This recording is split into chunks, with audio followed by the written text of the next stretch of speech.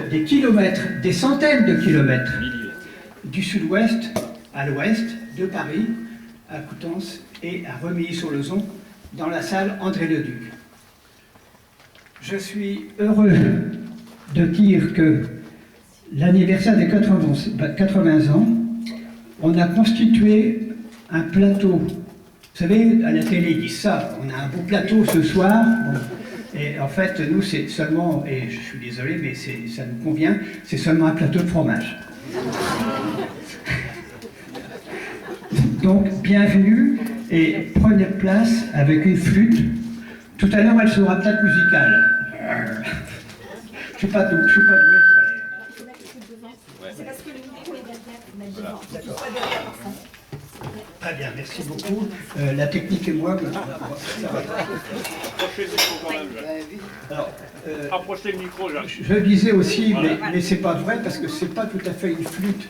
Je disais, prenez chacune une flûte, mais c'est pas une flûte. Tout à l'heure, elle sera musicale, d'accord.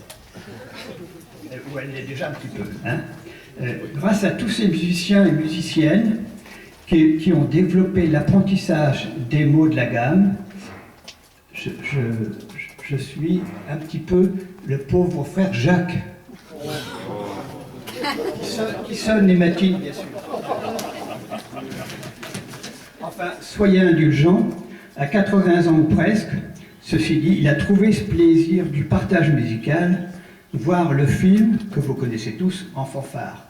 En tout cas, si vous n'avez pas vu, allez le voir. Ça explique tout le plaisir de la musique, même si on est un amateur comme moi.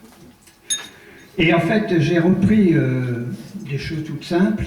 Je vais dire une partition entre l'écriture et le son. Et vous allez comprendre pourquoi. D'abord, pour pénétrer, il faut trouver la bonne clé.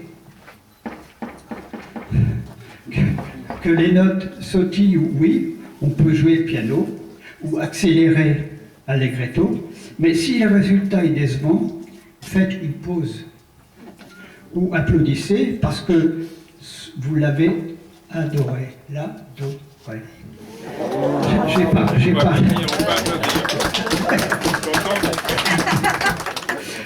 J'ai parlé de partition, mais on peut jouer d'oreille, sans les casser, bien sûr.